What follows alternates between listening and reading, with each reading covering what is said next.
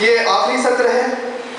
राजकुमार जी ने एक मुद्दा उठाया था और राजकुमार जी ने कहा कि लोकतंत्र की वर्तमान चुनौतियों में पारस राजपूत जी एक मुद्दा छोड़ दिए हैं, तीसरे टाइप का आतंकवाद, और वो है भगवा आतंकवाद। अब मैंने काला पहना है और अगर मैं आतंकवादी बन जाता हूं तो क्या इसको काला आतंकवाद कहा जाएगा? ये पूरी तरह से हमें गुमराह करने की बहुत बड़ी साजिश का हिस्सा है।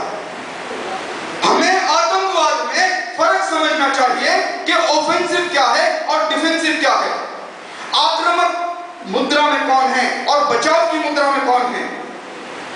अगर इस्लामिक आतंकवाद आक्रामक मुद्रा में है तो क्या हमें बचाव की मुद्रा का भी हक नहीं है क्या?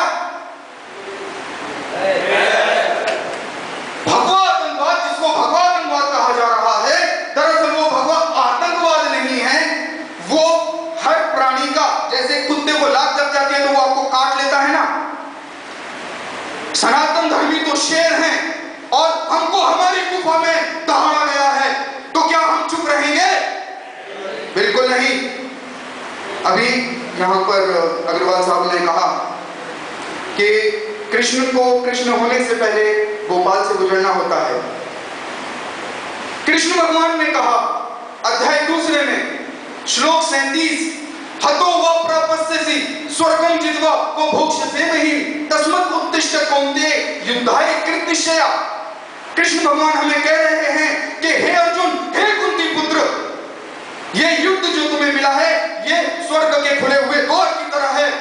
अगर तुम युद्ध में जीतोगे तो पृथ्वी का राज्य भोगोगे और अगर मारे जाओगे तो तुमको जन्नत मिलेगी, तुमको स्वर्ग मिलेगा।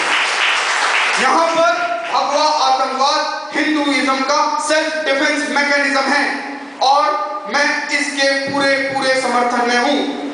एक और राजकुमार जी ने बात कही कि पी चिदम्बरम को त्वरित तौर पे इस्तीफा दे देना चाहिए। ठीक है, मैं इस बात से पूरी तरह से सहमत हूं, मगर अगर वो इस्तीफा नहीं देते हैं तो क्या हम हाथ पे हाथ रख के बैठे रहेंगे और कहते रहेंगे कि भाई इस्तीफा दे दो, भाई इस्तीफा दे दो, प्लीज इस्तीफा दे दो? नहीं, वहां से उठाकर अलग कर देंगे उनको। जयकारा वीर बजरंगी।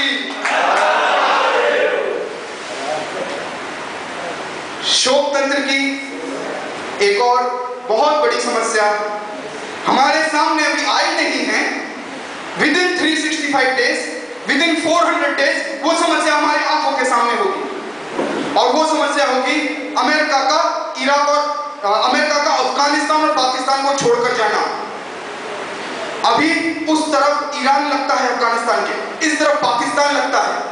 ये जिहादी मंसूबे जितने भी हैं जो कुरान की आयतों को मानते हुए आतंकवादी गतिविधियों को अंजाम देते हैं, लोग कहते हैं कि यार तुम तो खुला बोलते हो इस्लामिक आतंकवाद। मैं कहता हूं, मैं नहीं बोलता, लादेन बोलता है।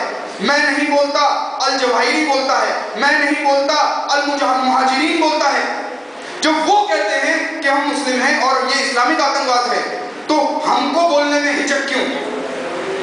कुरान की कई सारी आयतें हैं जिसमें एक आयत है इल्ला तकलूहु तकुन फितनतुन फिल अर्दि व फसादुल कबीर वल्लदीन कफरुहु वखदुम औलियाउबाद। ये आयतें हैं जो सीधे तौर पर मुसलमानों को ये आदेश दे रही हैं कि जो मुस्लिम नहीं है उसको जीने का हक नहीं है, उसको मार के खत्म कर दो। तो ये एग्रेसिव जो नीति है उसके डिफेंस में डिफेंसिव जो लड़ाई है उसको भगवा आतंकवाद कहा जा रहा है, जो कि सरासर गलत है। अमेरिका चिल्लाने वाला है जोरदार तरीके से और वो चिल्लाएगा विक्ट्री, और वो विक्ट्री चिल्लाकर भाग जाएगा। वो लोग अमेरिका तक तो नहीं पहुंच पाएंगे, मगर उनका सर्वप्रथम टारगेट होगा भारत, उनका सर्वप्रथम टारगेट होगा हिंदुस्तान। और यहां पर उस छोटे से बालक की काफी तारीफ हो रही थी। बेटा खड़े हो जाओ, खड़े हो जाओ, खड़े हो जाओ। मैं आप सब लोगों को एक रिक्वेस्ट करता हूं कि इस बच्चे की आंखों में देखो और वर्तमान भारत की जो चुनौतियां हैं, जो समस्याएं हैं, आप इस बच्चे की आंखों में देखो और ये महसूस करो, क्या इसका भविष्य सुरक्षित है? हमारे और आपके बच्चे हमारे मुंह पे थूकेंगे अगर हमने इस वक्त कुछ नहीं किया तो। हम यहां पर वाद विवाद, चर्चा, बहसबाजी करने के लिए उपस्थित नहीं हुए हैं। हमें ठोस कदम उठाने होंगे और किस तरह से गतिविधियों को अंजाम देना है, किस तरह से, जैसे इसके पहले मैंने कहा था, अंग्रेजों ने प्रिंसिपल लगाया डिवाइड एंड रूल। डिवाइड किसको किया? डिवाइड सिर्फ हिंदुओं को आपस में कर दिया और हमारे नेता भी वही कर रहे हैं। इसलिए मेरे भाइयों, इन चीजों से अत्यंत सावधानी बरतने की आवश्यकता है। अब तक जिसका खून नहीं खोला वो खून नहीं पानी है, जो